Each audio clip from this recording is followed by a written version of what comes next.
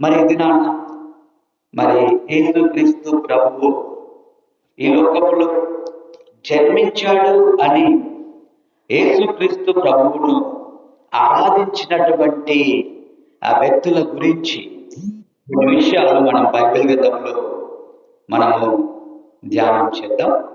మరి పరిశుద్ధమైనటువంటి బైబిల్ గ్రంథంలో మత్తయి సువార్త 2వ అధ్యాయము మొదటి 3 వచనాలను మనము గమనించినట్లయితే, మత్తయి సువార్త 2వ అధ్యాయము మొదటి 3 వచనాలు. రాజైన హేరోదు దినముల యందు యూదయ దేశపు బెత్లెహేములో యేసు పుట్టిన పిమ్మట ఇదిగో తూర్పు దేశపు జ్ఞానులు యెరూషలేమునకు వచ్చి, యూదుల రాజుగా పుట్టినవాడెక్కడనున్నాడు? తూర్పు దిక్కున మేము ఆయన నక్షత్రము చూచి ఆయనను పూజింప వచ్చితిమని చెప్పిరి. కాబట్టి చదవనటువంటి ఈ భాగములో మరి ప్రభువైన యేసుక్రీస్తు వారు ఆ బెత్లెహేములో పుట్టిన తర్వాత మరి తూర్పు దేశపు జ్ఞానులు వచ్చి మరి ఆయనను ఆరాధించుట కొరకై వారు వచ్చినట్లుగా మనం చూస్తా ఉన్నాం. వాస్తవంగా అయితే బైబిల్లో ఈ వ్యక్తుల యొక్క పేర్లు రాయబడలేదు, కానీ మరి చరిత్రకారులు ఈ వ్యక్తుల యొక్క పేర్లను గురించి రాస్తూ వచ్చినారు.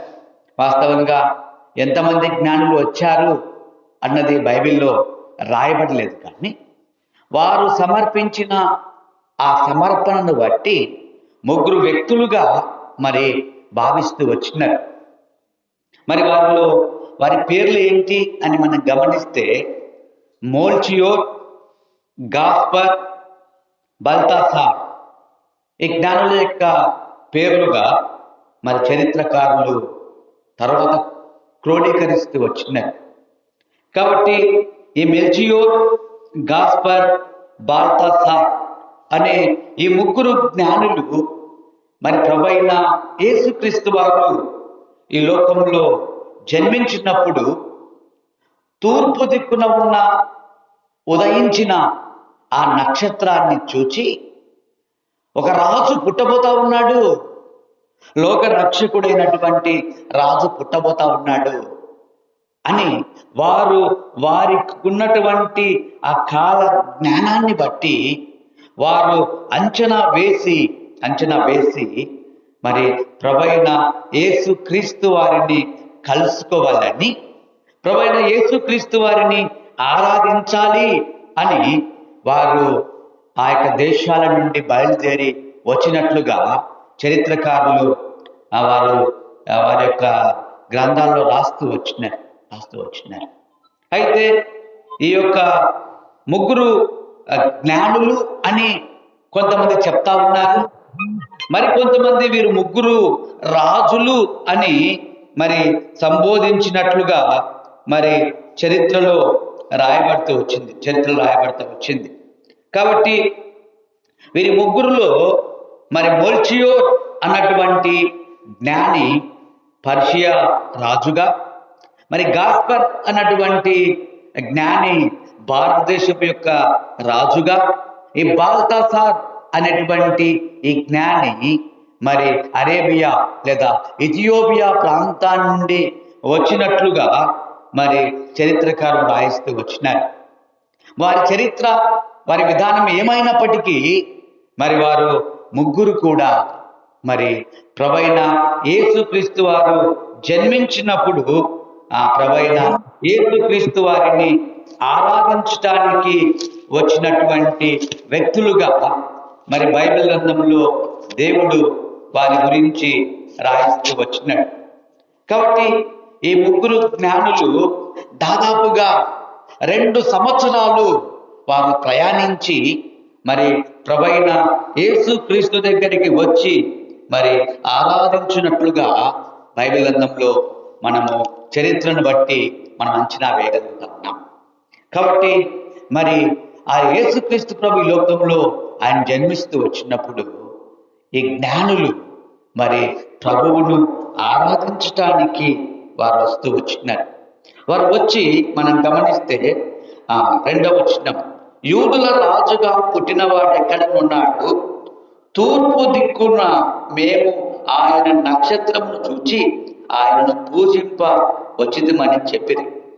హేరోదు రాజు ఈ సంగతి వినినప్పుడు అతడును అతనితో కూడా యెరూషలేము వారందరూ కలవరపడిరి. కాబట్టి ఈ విషయం జ్ఞానులు ఏం చేస్తూ వచ్చినారంటే, వారు రాజుగా పుట్టినటువంటి వ్యక్తి మరి రాజగృహములో ఉంటాడు అని వారు భావించి రాజు దగ్గరికి వెళ్తూ వచ్చినారు. అయితే ఆ యొక్క నక్షత్రము వారిని నడిపించి ప్రభువు ఉన్న చోటికి తీసుకొని వచ్చినప్పుడు ఈ జ్ఞానులు ఏం చేస్తూ వచ్చినారంటే, వారు తమ సొంత జ్ఞానాన్ని ఉపయోగించి రాజు ఇంటికి వెళ్ళినట్లుగా మనం చూస్తా ఉన్నాం. అంతవరకు వారిని నడిపించిన ఆ నక్షత్రాన్ని కాక వారి యొక్క సొంత జ్ఞానాన్ని వారు ఉపయోగించి మార్గము తప్పినట్లుగా ఇక్కడ మనం చూస్తా ఉన్నాం. అయితే రాజు ఆ జ్ఞానులను పిలిపిస్తూ వచ్చినాడు. రాజు కలవరం వచ్చింది. అరే, రాజులంటే రాజవంశంలో జన్మించాలి కదా, మరి ఎక్కడ రాజు జన్మించినాడు, నా రాజరికానికి నష్టం వస్తుంది అని జ్ఞానుల ద్వారా తెలుసుకున్న కాలాన్ని ఆధారంగా చేసుకొని ఆ ప్రాంతంలో ఉన్న 2 సంవత్సరాల లోపు పిల్లలందరినీ కూడా ఆయన సంహరించినట్లుగా మనము బైబిల్ గ్రంథంలో చూడగలుగుతాం. కాబట్టి నిజంగా వారు జ్ఞానులే, కానీ వారి యొక్క జ్ఞానము యేసుక్రీస్తు ప్రభువును కనుగొనడానికి అది ఉపయోగపడలేకపోతా వచ్చింది. కారణం ఏంటి అంటే, వారు తమ సొంత జ్ఞానాన్ని ఉపయోగించినటువంటి వ్యక్తులుగా ఉన్నారు. నిజంగా దీన్ని బట్టి మనము అర్థం చేసుకోవాల్సిన విషయం ఏంటి అంటే, మన యొక్క సొంత జ్ఞానము ద్వారా మనము దేవుణ్ణి కనుగొనలేము. మన యొక్క సొంత తెలివితేటల ద్వారా మనము క్రీస్తును కనుగొనలేము అన్నటువంటి సత్యాన్ని ఈ ఉదయకాల సమయంలో దేవుడు మనకు జ్ఞాపకం చేస్తా ఉన్నాడు. అందుకే యెషయా గ్రంథంలో ఒక మాట దేవుడు రాయిస్తూ వచ్చినాడు. యెషయా గ్రంథము 29వ అధ్యాయము 14వ వచనాన్ని మనం గమనిస్తే, కాగా నేను మరలా ఈ జనుడ ఎడల ఒక ఆశ్చర్య కార్యము జరిగింతును, బహు ఆశ్చర్యముగా జరిగింతును, వారి జ్ఞానుల జ్ఞానము వ్యర్థమగును అని రాయబడతా వచ్చింది. కాబట్టి వారి జ్ఞానుల యొక్క జ్ఞానము వ్యర్థపరచబడతా వస్తుంది. ఎప్పుడంటే, వారు ఎప్పుడైతే తమ సొంత జ్ఞానాన్ని వారు వినియోగించి క్రీస్తును కనుగొనాలని ప్రయత్నం చేస్తూ వచ్చినారో, వారి జ్ఞానము వ్యర్థమైపోతా వచ్చింది. అయితే మరి ప్రభువు వారిని తిరిగి ఆ నక్షత్రము ద్వారా ఆ క్రీస్తు ప్రభువును కనుగొనే విధంగా ఆ ప్రభు వారికి సహాయపడుతూ వచ్చినాడు. జ్ఞానులు పిలిపించి ఆ రాజు కుయుక్తితో, యూదుల రాజుగా పుట్టిన వాడు ఎక్కడున్నాడో మీరు కనుగొని ఏం చేయమన్నాడు, నాకు తెలుపు అని జ్ఞానులు చెప్తూ వచ్చినారు. ఆ జ్ఞానులు ఆ నక్షత్రము చూపించినట్లుగా యేసు ప్రభు దగ్గరికి వెళ్ళి వారు సాంబ్రాణి బంగారు గోళాన్ని ప్రభువుకు సమర్పించి ఆ ప్రభువును ఆరాధిస్తూ వచ్చినారు. వారి పెట్టెలు విప్పి అని రాయబడుతూ వచ్చింది. కాబట్టి పెట్టెలు విప్పుతూ వచ్చినారు. బంగారు సాంబ్రాణి గోళాన్ని బాలుడైన క్రీస్తుకు సమర్పించి ఆరాధిస్తూ వచ్చినారు. ఇక్కడ రాయబడినటువంటి వారు సమర్పించినటువంటి ఈ మూడు కానుకలు ప్రభువును యేసుక్రీస్తు ప్రభువు ఆయన రాజు అని తెలిపే విధంగా బంగారాన్ని సమర్పిస్తూ వచ్చినాడు. ఆయన యాజకుడు అని చెప్పే విధంగా ఆ సాంబ్రాణిని సమర్పిస్తూ వచ్చినాడు. ఆయన ఈ లోకంలో ప్రజలందరి కొరకు మరణించి తిరిగి లేస్తాడు అన్న దానికి గుర్తుగా ఆయన గోళాన్ని వాళ్ళు సమర్పిస్తూ వచ్చినారు. ఈ సాంబ్రాణి, ఈ గోళము, ఈ బంగారు అనేది యేసుక్రీస్తు యొక్క దైవత్వానికి గుర్తుగా, రాజరికానికి గుర్తుగా, ఆయన ప్రధాన యాజకుడనే గుర్తుగా, ఆ ప్రభువైన యేసుక్రీస్తు వారు అందరి కొరకు లోకంలో మరణించి తిరిగి పునరుత్థానుడుగా లేస్తాడు అన్నటువంటి సత్యాన్ని ఆ జ్ఞానులు గ్రహించి వాళ్ళైన క్రీస్తును వారు ఆరాధించడానికి వచ్చిన వారుగా ఉంటా ఉన్నారు. నిజంగా ఈ జ్ఞానుల గురించి మనము నేర్చుకోవలసినటువంటి విషయం ఏంటి అంటే వారు జ్ఞానులు అయినప్పటికీ వారు దాదాపుగా 2 సంవత్సరాలు ప్రయాణించి ప్రభువును ఆరాధించడానికి వచ్చినారు. వాళ్ళ కాలాన్ని వాళ్ళు దేవుణ్ణి చూడడానికి వారు వినియోగిస్తూ వచ్చినారు. అంత గొప్ప జ్ఞానులు అయినప్పటికీ ఎన్నో వారికి రాజరికానికి సంబంధించిన విషయాలు ఉన్నప్పటికీ వాటన్నిటినీ పక్కన పెట్టి క్రీస్తును చూడడానికి వెళ్ళినటువంటి జ్ఞానులుగా వారు ఉంటా ఉన్నారు. కాబట్టి మన జీవితంలో మన యొక్క సమయాన్ని మనము ప్రభువును కనుగొనడానికి, ప్రభువును ఆరాధించడానికి మనం కూడా ప్రయాసపడేటటువంటి వ్యక్తులముగా ఈ లోకంలో నీవు నేను జీవించాలని దేవుడు జ్ఞాపకం చేస్తా ఉన్నాడు. అంత మాత్రమే కాదు, కానీ వారు ఒకవేళ సొంత జ్ఞానం ఉపయోగించినప్పటికీ తిరిగి ఆ యొక్క సరైనటువంటి మార్గములోనికి వెళ్ళుట ద్వారా వారు క్రీస్తును కనుగొంటూ వచ్చినారు. మన జీవితంలో మనం కూడా అనేక సార్లు మన సొంత ఆలోచనను బట్టి, మన సొంత జ్ఞానాన్ని బట్టి దేవుని నుండి తగ్గిపోయే వారముగా ఉన్నట్లయితే తిరిగి ప్రభువును కనుగొనడానికి మనం సిద్ధంగా ఉండాలని ఈ జ్ఞానుల ద్వారా మనం నేర్చుకుంటా ఉన్నాం. మూడవదిగా మరి వారు యేసు ప్రభువును చూసిన తర్వాత దేవుని దూత చేత బోధించబడినటువంటి వారై ఆ రాజుల దగ్గరికి మళ్ళీ వెళ్ళక వారు వేరొక మార్గము గుండా వారు వెళ్తూ వచ్చినారు.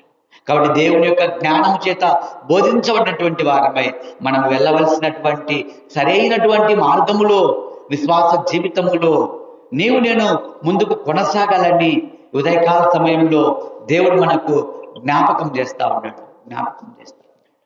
అంత మాత్రమే కాదు, కానీ వాళ్ళంత జ్ఞానులు అయినప్పటికీ ప్రభు దగ్గరికి వెళ్తే ప్రభు పశువుల తొట్టిలో పండుకొని ఉన్నాడు.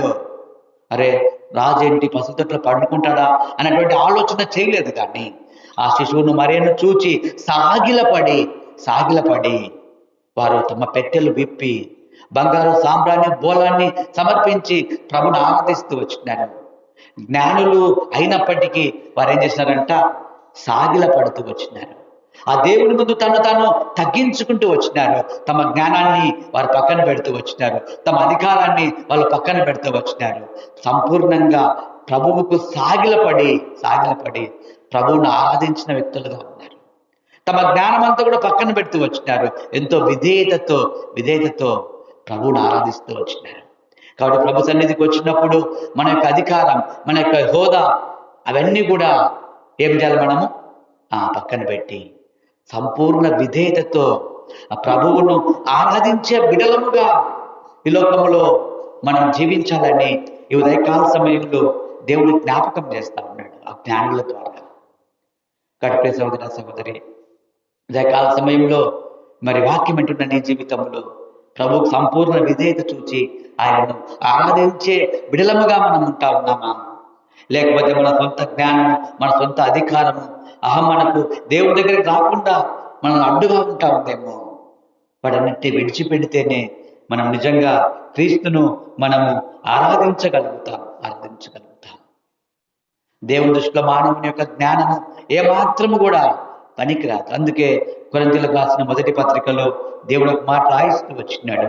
కొరింథీయులకు రాసిన మొదటి పత్రిక 1వ అధ్యాయం 28వ వచనం, జ్ఞానులను సిగ్గుపరచుటకు లోకములో నుండి వెర్రి వారిని దేవుడు ఏర్పరచుకొని ఉన్నాడు, బలవంతులైన వారిని సిగ్గుపరచుటకు లోకములో బలహీనులైన వారిని దేవుడు ఏర్పాటు చేసుకుంటూ వచ్చినాడు. సహోదరి, యేసు ప్రభువును చేరుకోవడానికి నీ జ్ఞానం అడ్డు వస్తా ఉందా? నీ అహం అడ్డు వస్తా ఉంటే నువ్వు దాన్ని బట్టి నీకు దేవుడిచ్చిన ఈ లోక జ్ఞానాన్ని బట్టి నువ్వు అతిశయించాల్సిన అవసరం లే. దేవుడు జ్ఞానులను సిగ్గుపరచుటకు లోకములో ఉండే వెర్రివారిని దేవుడు ఏర్పాటు చేసుకునే వ్యక్తిగా ఉంటా ఉన్నాడు ఆయన. నిజంగా యేసు ప్రభు జన్మించిన 2 సంవత్సరాలకు ఆ జ్ఞానులు క్రీస్తును కనుగొనగలుగుతూ వచ్చినారు. అయితే అంతకంటే ముందుగా ఈ లోకానుసారంగా వెర్రివారుగా పిలువబడే గొల్లలకు తాను ప్రత్యక్షపరచుకుంటూ వచ్చినాడు.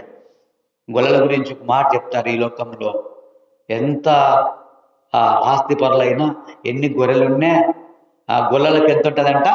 యాపకాయ ఎంత వెర్రి ఉంటుందంట. లోక సామెత అంటే వారిని కించపరచాలని కాదు, కానీ లోకంలో ఉన్న సామెత గురించి చెప్తా ఉన్నా.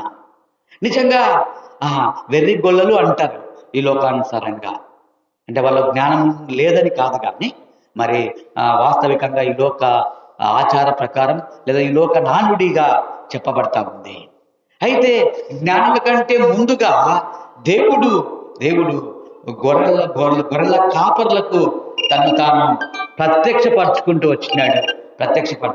చూస్తే ఆ భాగాన్ని చూస్తే లూకాసు వార్త 2వ అధ్యాయం 8వ వచనం. ఆ దేశములో కొందరు గొర్రెల కాపరులు పొలములో ఉండి రాత్రి వేళ తమ మందను కాచుకొని చుండగా ప్రభువు దూత వారి యొద్దకు వచ్చి నిలిచెను. ప్రభు మహిమ వారి చుట్టూ ప్రకాశించినందున వారు మిక్కిలి భయపడిరి. అయితే ఆ దూత, భయపడకుడి, ఇదిగో ప్రజలందరికీ కలగబోవు మహా సంతోషకరమైన సువర్తమానము నేను మీకు తెలియజేయుచున్నాను. దావీదు పట్టణమందు నేడు రక్షకుడు మీ కొరకు పుట్టియున్నాడు, ఈయన ప్రభువైన క్రీస్తు. కాబట్టి గొర్రెల కాపరులు రాత్రి వేళ తమ మందను కాచుకుంటా ఉన్నారు. రాత్రి వేళ తమ మందను కాచుకొని చుండగా ప్రభువు దూత వారికి ప్రత్యక్షపరచబడతా వచ్చింది. ప్రభువు దూత ద్వారా దేవుని యొక్క జన్మ గురించి దేవుడు వారికి బయలుపరుస్తూ వచ్చినాడు కదా. కాబట్టి మనం గమనిస్తే 11వ వచనంలో దావీదు పట్టణమందు నేడు రక్షకుడు మీ కొరకు పుట్టి ఉన్నాడు, ఈయన ప్రభువైన క్రీస్తు అని వారికి తెలియపరిచిన మీదట 18వ వచనం, గొర్రెల కాపరులు తమతో చెప్పిన సంగతులను గూర్చి విని వారందరూ మిక్కిలి ఆశ్చర్యపడిరి అని రాయబడతా వచ్చింది. కాబట్టి నిజంగా ఆ గొర్రెలు ఎప్పుడైతే దేవుని దూత చేత ఆ క్రీస్తు యొక్క జననాన్ని గురించి వారికి తెలుపబడుతూ వచ్చిందో వారు ఎంతగానో సంతోషించినటువంటి వ్యక్తులుగా వారి గురించి బైబిల్ గ్రంథంలో దేవుడు రాయిస్తూ వచ్చినాడు. కాబట్టి నిజంగా యేసు ప్రభువు గొల్లలకు తాను ప్రత్యక్షపరచుకున్నప్పుడు ఆ 11వ వచనం చూస్తే, దావీదు పట్టణమందు నేడు రక్షకుడు మీ కొరకు పుట్టి ఉన్నాడు, ఈయన ప్రభువైన క్రీస్తు. దానికిదే మీ కానవారు, ఒక శిశువు పొత్తిగుడ్డలతో చుట్టబడి ఒక తొట్టిలో పండుకొనియుట మీరు చూచెదరని వారితో చెప్పాను. అయ్యా, దానికి ఇదే మీ కానవాళ్ళు, ఒక రక్షకుడి లోకానికి జన్మించినాడు, లోక రక్షకుడిగా అన్నటువంటి సువర్తమానము గొల్లలకు తెలియపరచబడతా వచ్చినప్పుడు వారు చేసినటువంటి ఆ పని ఏంటి అని మనం గమనిస్తే 15వ వచనం, ఆ దూతలు తమ యొద్ద నుండి పరలోకమునకు వెళ్ళిన తర్వాత ఆ గొర్రెల కాపర్లు జరిగిన ఈ కార్యమును ప్రభువు మనకు తెలియజేయించి ఉన్నాడు. వారు గ్రహిస్తూ వచ్చినారు. నిజంగా యేసుక్రీస్తు ప్రభు జన్మించక మునుపు దాదాపుగా మలాకి గ్రంథము నుండి కొత్త నిబంధన వరకు 400 సంవత్సరాలు. అంతవరకు ప్రభు ప్రత్యక్షత ఏ మానవుడు కూడా చూడలే. ప్రభువును గురించిన విశేషాలు ఆ కాలంలో మరుగు చేయబడుతూ వచ్చినాయి. అయితే ఆ 400 సంవత్సరాల తర్వాత ఆ గొర్రెల కాపరులకు మరి ఈ లోక రక్షకుడు జన్మించాడు అని తెలియపరుస్తూ వచ్చినప్పుడు వారెంతో సంతోషించి వారు చెప్పిన మాట ఏంటి అంటే, ప్రభువు మనకు తెలియజేయించి ఉన్నాడు. ప్రభు వాక్యం ద్వారా మనకు తెలియజేయిస్తూ ఉంటే అనేకసార్లు మనం వాక్యాన్ని నమ్మలేకపోతా ఉన్నాం, వాక్యాన్ని అంగీకరించలేకపోతా ఉన్నాం. వెర్రి గొల్లలుగా చెప్పబడేవారు. చెప్పిన వెంటనే వారికి ఒక గ్రహింపు వచ్చింది. ఇది నాన్న ఎన్ని విధాలుగా వాక్యం మనకు బోధించబడుతూ ఉన్నప్పటికీ అనేక పర్యాయములు మనము గ్రహింపు లేని వారముగా ఈ లోకంలో మనం జీవిస్తూ ఉన్నామేమో కదా. వారి గురించి ఇంకా కొన్ని విషయాలు మనము ధ్యానం చేస్తే, మనము బెత్లెహేము వరకు వెళ్ళి చూదము రండని ఒకనితో ఒకడు చెప్పుకుంటా వచ్చినారు. రా బెత్లెహేము వరకు పోదాం. వాళ్ళు ఏం చేస్తా ఉన్నారు? గొర్రెలు కాచుకుంటా ఉన్నారు. బెత్లెహేముకు పోవాలంటే ఏం చేయాలమ్మా? వాళ్ళు ఆ గొర్రెలన్నీ ఏం చేయాలా?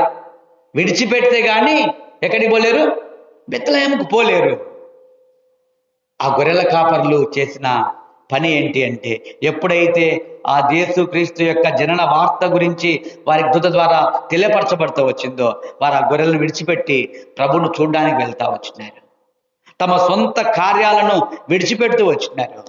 ఎందుకంటే ప్రభువును చూడాలన్నటువంటి ఆశ వారి యొక్క హృదయములో మనము గమనిస్తూ ఉంటా ఉన్నాం కదా. కాబట్టి ఇక్కడ గమనిస్తే 16వ వచనం చక్కటి మాట చదువుతారు ఎవరైనా? 16వ వచనం, త్వరగా వెళ్ళి మరియను యేసేపును తొట్టిలో పండుకొని ఉన్న. ఎట్లా పోయినాడంట? త్వరగా వెళ్తా వచ్చినారు వాళ్ళు. ఆలస్యం చేయలే. కాబట్టి త్వరగా వెళ్ళి శిశువును చూచి తమతో చెప్పబడిన మాటలు ఏం చేస్తూ వచ్చినారు? ప్రచురం చేస్తూ వచ్చినారు. నిజంగా మేము ప్రభువును చూస్తూ వచ్చినాం. ప్రభుదూత మాకు తెలియపరచబడుతూ వచ్చింది. ఆ పుట్టిన శిశువు లోక రక్షకుడు అంట. వాళ్ళకేం జ్ఞానం లేదు, వారికేం చదువు లేదు, గొర్రెల కాపర్లు. అయినా ప్రభు ద్వారా బయలుపరచబడినటువంటి ఆ మాటలను ప్రచురం చేస్తూ వచ్చినారు కదా. కాబట్టి ఈ విషయాలు మనం చూస్తే 18వ వచనం, గొర్రెల కాపరులు తమతో చెప్పిన సంగతులను గూర్చి విన్న వారందరూ మిక్కిలి ఆశ్చర్యపడిరి. గొర్రెల కాపర్లు చెప్తా ఉంటే విన్న వాళ్ళందరూ కూడా ఆశ్చర్యపడతా వచ్చినారు. ఆ తర్వాత గొర్రెల కాపరులు తమతో చెప్పబడినట్లుగా తాము విన్న వాటిని కన్న వాటిని గూర్చి దేవుని మహిమపరచుచు స్తోత్రము చేయించు తిరిగి వెళ్ళిరి. నిజంగా ఎంత గొప్ప అనుభవము గొర్రెల కాపర్ల జీవితంలో మనము గమనిస్తూ ఉంటా ఉన్నాం. కాబట్టి ప్రియ సహోదర సహోదరి, ఈ ఉదయకాల సమయంలో ఆ జ్ఞానులు ప్రభువును ఆరాధిస్తూ వచ్చినారు. ప్రభువును పుట్టినటువంటి శిశువును రాజుగా, దేవునిగా, ప్రధాన యాజకునిగా, పునరుత్థానుడైన క్రీస్తుగా వారు గుర్తించి ప్రభువును ఆరాధిస్తూ వచ్చినారు. ఉదయకాల సమయంలో నీ స్థితి ఏంటి? యేసుక్రీస్తు ప్రభువును ఏమనుకుంటా ఉన్నావు? ఆయన రాజు, ఆయన ప్రభువు, ఆయన మనందరి పాపముల కొరకై మరణించి సమాధి చేయబడి తిరిగి లేచినటువంటి దేవుడు, తిరిగి రాజులకు రాజుగా రాబోతున్న దేవుడు. ఆ రాజును విశ్వసిస్తా ఉన్నావా? ఆ రాజుని నీ హృదయంలో నువ్వు స్థలం ఇచ్చినవా? ఒకవేళ నేను వాడికి నాకు చదువు రాదు, నేను వాక్యం చెప్పలేను, నాకు చదువు రాదు, నేను క్రీస్తు గురించిన విషయాలు చెప్పలేను అనుకుంటా ఉన్నావేమో. ప్రభు కొరకు నువ్వు నిలబడితే, ఒక నూతనమైన తీర్మానం ప్రభు కొరకు జీవించాలని తీర్మానించుకుంటే, ఆ గొర్రెలు ప్రచురం చేస్తూ వచ్చినారు, క్రీస్తును ప్రకటిస్తూ వచ్చినారు. విన్న సంగతులు, కన్న సంగతుల గురించి అనేకులకు ప్రచురపరిస్తే ఆ మాటలు విని అనేకులు ఏమైనారంట? ఆశ్చర్యపోతూ వచ్చినారు. నిజంగా నువ్వు ప్రభు కొరకు నిలబడితే నీ ద్వారా ప్రభు ఆశ్చర్యకార్యములు జరిగించడానికి ఆయన ఇష్టపడే దేవుడుగా ఉంటా ఉన్నాడు. ఎందుకంటే ఆయన పేరే ఆశ్చర్యకరుడు. మన జీవితంలో మనం ఊహించని ఆశ్చర్యకార్యాలు జరిగించే ఆశ్చర్యకరుడుగా ప్రభు యేసుక్రీస్తు వారు ఈ లోకంలో మన కొరకు జన్మిస్తూ వచ్చినాడు. కాబట్టి ఇద్దరు వ్యక్తుల గురించి మనం ధ్యానం చేస్తూ వచ్చినాం, జ్ఞానులు, గొల్లలు. కాబట్టి నువ్వు ఈ స్థితి ఏమైనా సరే ఈ క్రిస్మస్ దినాన ప్రభువును ప్రచురపరిచే బిడ్డగా జీవించడానికి మనం తీర్మానం చేసుకుందాం. ప్రభు కొరకు క్రయం చెల్లించే బిడ్డలముగా ఈ లోకంలో మనం జీవించడానికి తీర్మానిస్తాం. గొర్రెల కాపర్లు తమ మందను విడిచిపెట్టి త్వరగా వెళ్ళి ప్రభువును చూచి ఆరాధిస్తూ వచ్చినారు. జ్ఞానులు సమస్త తమ జ్ఞానాన్ని, తమకున్న వాటిన్నింటినీ విడిచిపెట్టి 2 సంవత్సరములు ప్రయాసపడి ప్రభుని కనుగొని ప్రభుని ఆరాధిస్తూ వచ్చినారు. మరి క్రిస్మస్ దినాన ప్రభుని ఆరాధించడానికి మనం చేస్తున్నటువంటి క్రైమ్ ఏంటి? ప్రభు కొరకు మనం చెల్లిస్తున్నటువంటి వ్యయం ఏంటి? కాబట్టి ప్రియ బిడ్డ, నువ్వేం ప్రభు కొరకు వ్యయం చెల్లించాల్సిన అవసరం లేదు, కానీ నీ హృదయంలో యేసు ప్రభుకు చోటిస్తే చాలు. ఆయన ఈ ఉదయకాల సమయంలో నీ హృదయంలో జన్మించడానికి ఇష్టపడుతూ ఉండగా ఒక నూతనమైన తీర్మానం, ఊరికి వాక్యం వినడం ఊరికి ఉండడం కాదు, కానీ వాక్యాన్ని మన హృదయంలో భద్రపరచుకోవాలా. ఈ సంఘటనలు జరుగుతూ వచ్చినప్పుడు మరియా ఈ విషయాలన్నీ కూడా తమ హృదయంలో భద్రపరుచుకున్నట్లుగా మనం చూస్తూ వచ్చినాం. ఈ మత్తయి సువార్త 2వ అధ్యాయంలోనే మరి 17వ వచనంలో రాయబడింది, వారు చూచి ఈ శిశువును గూర్చి తమతో చెప్పబడిన మాటలు ప్రచురం చేసిరి అని ఉంది. కాబట్టి మనం గమనిస్తే 19వ వచనం, అయితే మరియా ఆ మాటలన్నీ తమ హృదయంలో తలపోసుకొనుచు భద్రం చేసుకునింది. వాక్యాన్ని హృదయంలో భద్రం చేసుకోవాలి, వాక్యానుసారంగా జీవించాలి. ప్రభు మనకు బోధించిన మార్గంలో మనం వెళ్ళడం ద్వారా మన కుటుంబాలు ఆశీర్వదించబడతాయి. కాబట్టి అటువంటి నూతన ఆశీర్వాదాలతో ప్రభు మనందరినీ నింపునుగాక. ఆమేన్.